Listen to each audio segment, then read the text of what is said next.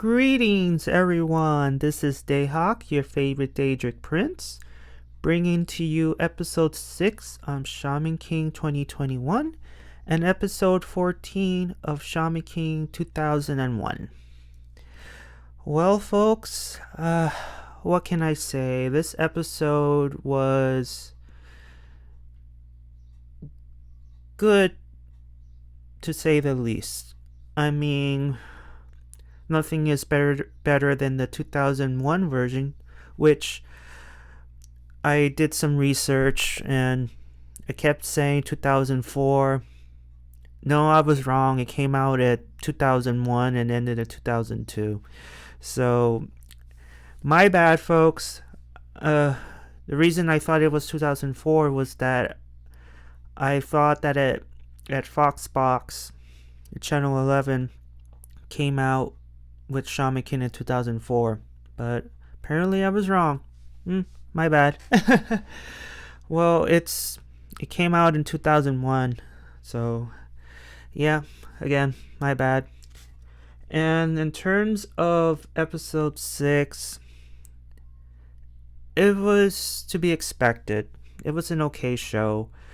It didn't felt like what it needed to be felt like it did in the old 1 version. At least in 2001, it felt like you want Horo Horo to win, you want Yo to win, like you want both of them to win.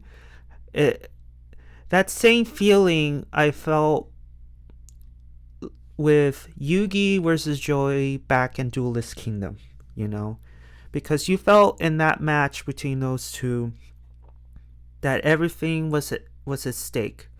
Yugi wants to save his grandpa.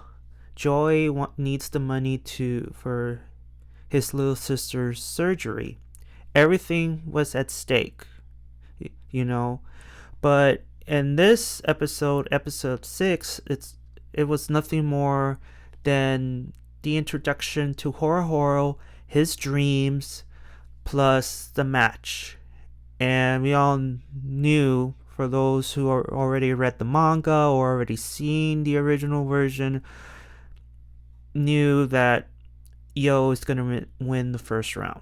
We all knew that. What I'm going to do is, based on my notes, just point out the highlights of the episode, and then I'll move on to the original and see what's changed, what's different. You know the drill. So here in this episode continues who murdered one of the members of the patch, and you have Silva and the other people, and they were discussing about the murder, and it was discovered it was Tao Ren that killed the man. And Silva, of course, was concerned and dread, like, we need to find this kid and bring him to justice, that sort of thing. But the other members of the patch were like calm and assuming that, based on what they said that a death among us only foreshadows the coming of a king and should be celebrated. And they're pretty much like, this is a sign that a king is coming, and they're not gonna do anything to Tao Ren or anything else, and they just leave. And of course, you have the great chief appears before Silva that don't worry about it. Everything was foreseen by the Great Spirit. There's some things even the Great Spirit cannot foresee himself. So overall, it's just like, don't worry about it. And it cuts into the scene where Yo gets slapped by Anna, assuming that Yo was in the Yo was hanging around with some girl in the middle of the night. And that's how Anna got slapped. And of course, Yo was like showing the Oracle belt. That's not true. I had a huge battle with one of the members of the patch. Here is the Oracle belt as proof. But then Anna shows a strand of hair, a long black hair, assuming Silva was a woman. Um, what else? It cuts to the scene with Manta explaining the rules of the tournament. And I wrote it down here, so here are the rules of the tournament. There are 3 rounds and must defeat 2 opponents in order to advance. 2 losses or a forfeit equals a disqualification and stripped of the Oracle Bell. Let's see. Both opponents must have their oversouls engaged. And when a shaman is unable to sustain their oversoul due to injury, Furyoku depletion, or damage to their medium, he or she loses. And mind you, has anyone noticed Yo's shirt? There's a certain plant in the middle of the shirt. Should I say anything more? Should I say anything more? Let's be honest. Let's be honest. And then fast forward into the battle where it's pretty much the buildings and a secret place. Well, it's a secluded place, but not so secret because it's still in the middle of the city. And then that's where we meet Horohoro for the first time. And we have Yo, Anna, and Manta. And that's where we got the infamous scene where Yo receives his battle gear, which was pretty much his old training gear when he was a little boy. And of course, like, why in the hell you gave me this, something that I used to wear when I was a little boy? And of course, the infamous line, well, I handmade it.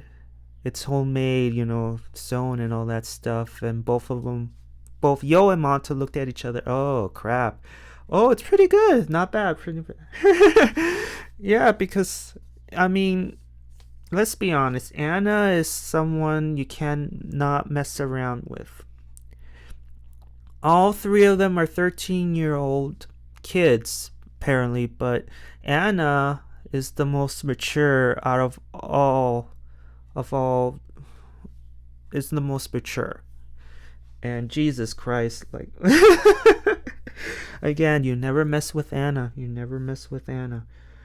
And once he puts on his gear, Horo makes an appearance, sort of. Just talks about, no, he was just taunting Yo and like, who the hell, like, what kind of clothes you're wearing, who the hell made that? And then he jumps off the building, slowly goes hovering down, and then Anna just next to him is like, like, and gets punched.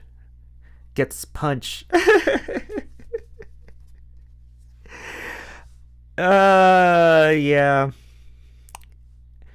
And I think Manta mentioned, like, well, you got knocked out, so you're disqualified from the tournament, you lose. But Horo's like, what? No, that's unfair.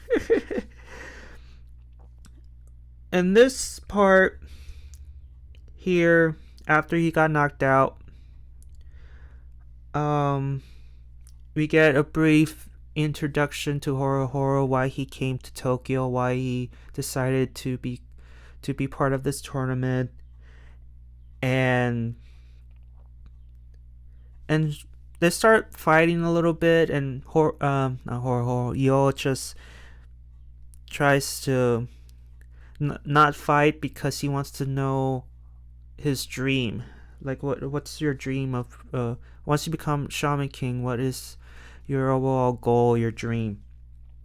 And his dream, Horohoro's dream, tells that he wants to create a field of bar plants and to save his people and the Poroku Koropokuru.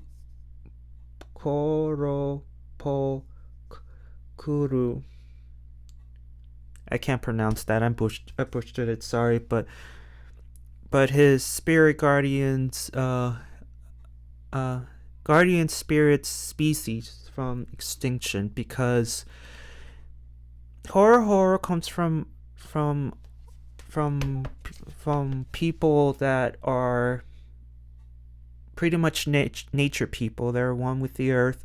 They don't want to get involved with any industrial city life because it disconnects us with nature, animals. So Horo is part of, he's a nature folk, and he knows that the forests are being destroyed because more cities are popping out, and he wants to save nature, save the nature ghosts, and that's pretty much his goal. And then Yo doesn't hold back any longer. They fight, and we know his finishing move, Horo unleashes, is an avalanche, and Yo survives it. And he didn't do anything to Horo because his shaman magicka or Furyoku is depleted. It's like he's drained after that final special attack, which automatically means that he loses. And then afterwards, at the end of the battle, all of them have a huge feast, including Horohoro, Anna, Ryu, and his gang. Well, I don't think his gang was there, but everyone was present. They have a huge feast, and then that's until Horohoro's sister makes an appearance and pretty much drags him out of the house. Because his little sister is pretty much Anna 2.0, because okay, you lost, and she pretty much gives the stink eye to Yo, like I hate you because you defeated my brother, and now I'm gonna plan this special training for him so that he doesn't lose, and he just gets dragged away inside a fishing net. And it ends where we see Silva and his friend, that you see some kind of vision that Faust is coming, that he should surrender because Faust is, he probably injured a couple of shaman to the point of death maybe, and pretty much there's no way around that, because the Oracle Bell will say, Yo, you're gonna face Faust, and ugh. And that's the end of that episode, and going into 01. Now here, it's pretty much, the battle is the same thing. It's the same thing. But before we head into the battle itself, everything, so after the announcement that Horo and Yo are gonna face each other in the first match, everything is awkward between those two. Everything is so awkward, and Anna points out, like, guys, like, you eventually have to face each other eventually, so stop making so awkward. And then in this episode, the sister appears, the sister appears, and then first off gets mistaken by Horohoro's guardian spirit, because as you know, Mata and Koro are pretty much, they look the same, and Mata got mistaken by it. And then once she finally realized her mistake, Mata gets beat up. And then what's later on, the sister gets situated. She meets Yo and Anna, and they both have tea together. And she pretty much thanks them for their hospitality for her and Horohoro. And then once she discovers who Yo was, she gets all super paranoid, thinking that Anna and Yo had poisoned the tea to booby trapping the whole place. And that's when Horohoro gets dragged out by the sister and just camped out. Just camped out in the middle of the woods somewhere. I think in the park. It's in the park. And then Yo starts training in this scene. And Anna in this scene is ruthless, because now that Yo discovers a new technique of putting Amidamaru into the katana, Anna is training him to, okay, go a little bit faster, go a little bit faster, go a little faster. So it's been ongoing for the whole day until he got drained. And Horo camps out, right? But tries to sneak back to Yo's house. But once Anna discovers him, he gets kicked out. Now, so in episode 14, it states that they have two weeks until the match. So they train, and 2 weeks have passed.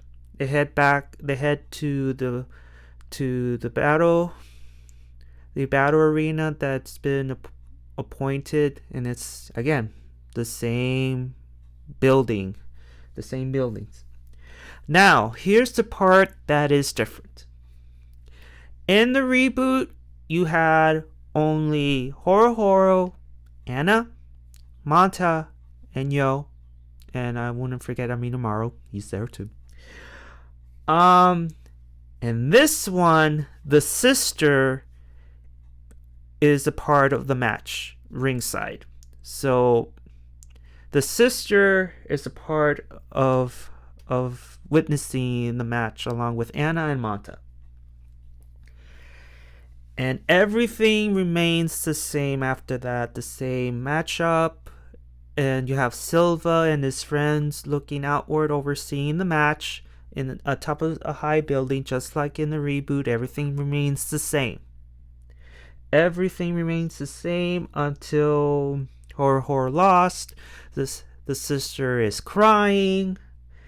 And then heading into the last final scene, the sister still cries, while Horohoro and Yo are at the springs just relaxing, and that's the end of that episode. And then in the preview, in the Yo 1, they mentioned Faust. So everything from the reboot to the original, everything is now aligned. Now everything is aligned. Now, I love episode 14 because, like I said, everything was established when he first appeared. Now, remember I told you guys that in the reboot they skipped 2 episodes? In the original, one of those episodes was Horohoro's episode. Okay? And when Horohoro had this whole speech of his dream, the reason why he came into Tokyo in the beginning of the match of the reboot, everything was stated in that particular episode of the original. Plus,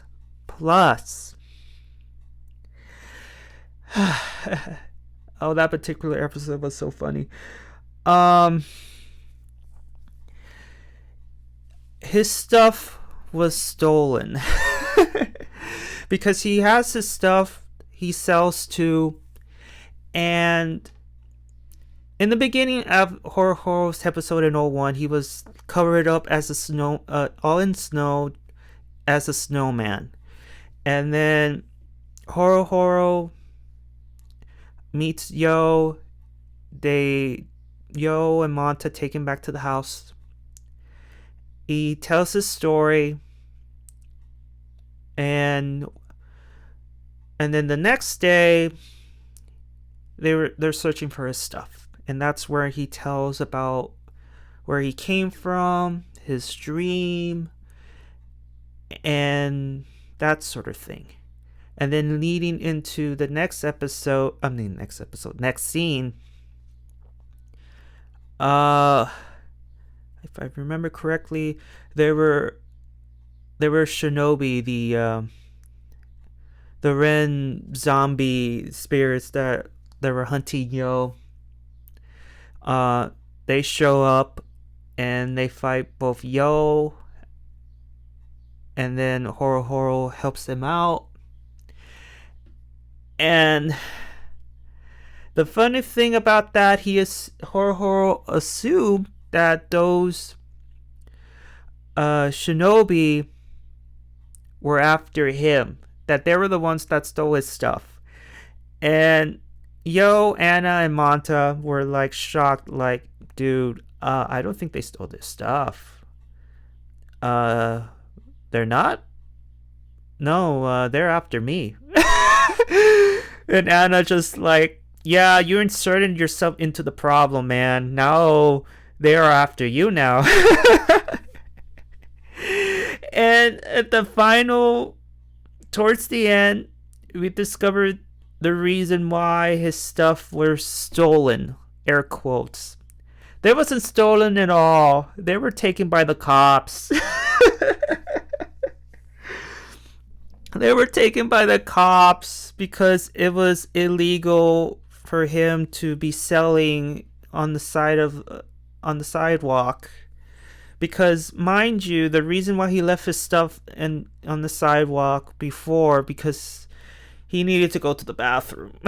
He needed to go to the bathroom, and then when he came back, his stuff was gone. And he assumed that these evil-looking purple large dudes stole his stuff. And he followed them into Tokyo, and that's where he met Yo and Manta and Anna. And later on, it was discovered that it's not the case. It was the cops, because you shouldn't be selling on the sidewalk. And then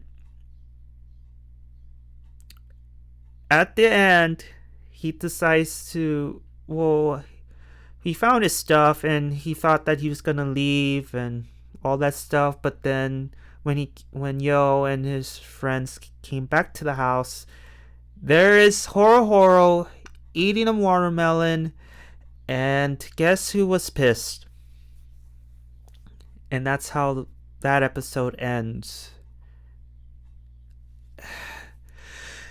I keep saying, reboots suck. I know what they're trying to do. They're trying to be more serious, but let's be honest, it just being serious is okay, but nothing compares to the original, where everything was funny and serious when it needs to be. And what I've noticed too about Anna in the reboot is that Horohoro and Yo were talking. And once after Horohoro said his dream about his fields, Yo was crying to the point where he said, "You know what? Your dream is so beautiful. You should be Shaman King." And then Anna reacted like, like, "What the hell are you doing? Like you, like you should be Shaman King. I'm the queen. Why give him? Why like tell him that, you know what? I'll leave the tournament. You become Shaman King. Like, why?" And she reacts. She gets cuckoo crazy. She doesn't hit him, but just yells at him. And that's something Anna in the original does not do, because let's be honest, Anna is the type of character who's just, when you first look at her, she's like motionless, without emotion whatsoever. She doesn't react that way in the original. You get what I'm saying? It's like the way she reacted with Yo on the reboot is unlike Anna. She just arms crossed, stern face, and like, you better not, and you better not forfeit, because if you do, you're not gonna make it back home alive. She's calm, collective, and and that's it. Compared to the Anna of 2021, she the way she reacted in that situation was on Anna like. I don't know. That's just me, but leading to what I said, in the old one, I felt the awkwardness. I felt like, oh, the dread. Like, I don't want them to face each other already. I want them both to win, because Horo Horo was already established. You already love Horo Horo. For me, I love Horo Horo, and you don't want him to lose, because he has a situation that if he becomes Shaman King, he can fix it. And Yo, well, Yo's dream is to have a laid back good life. And of course you're like, he doesn't have a real reason to become Shaman King. But Yo is the type of person who wants to help everyone, and he even said on the reboot that, I want to be Shaman King to have a good life, but when I become Shaman King, I will help you achieve your dream. So he wants to help everybody he meets. And that's something that I like about Yo too,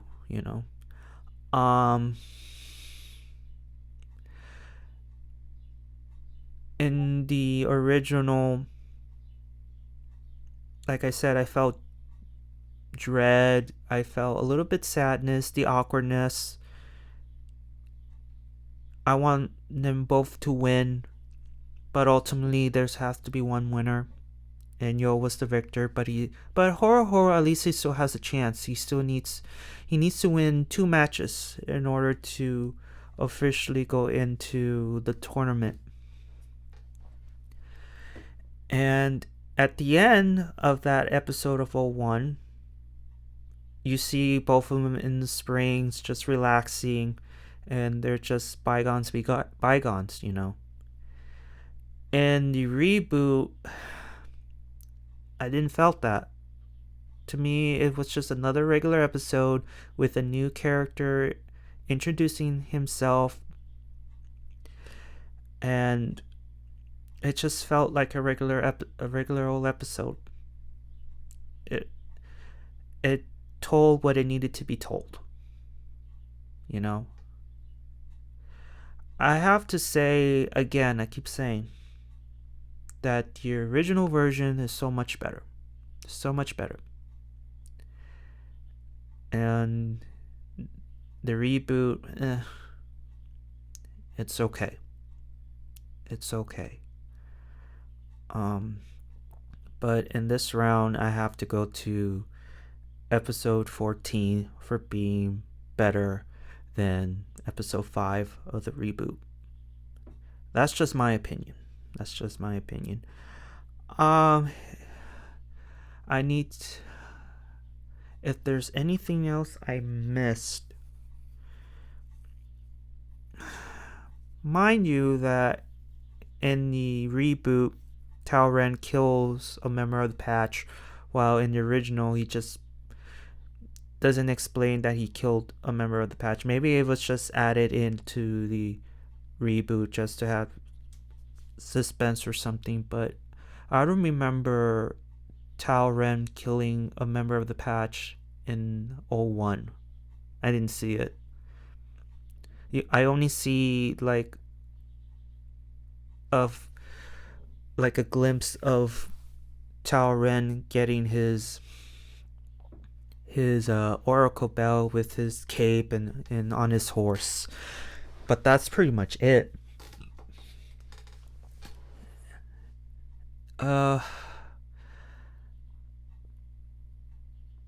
I think that's it because that's all I can remember, and looking at my notes, I don't think I missed anything, but if I missed anything, I mean, feel free to put it on the comments below. If you like this video, please give it a thumbs up, and I'll come back with the next review / recap of both versions of Shaman King. This is Dayhawk, and this is a so long farewell for now. Johnny!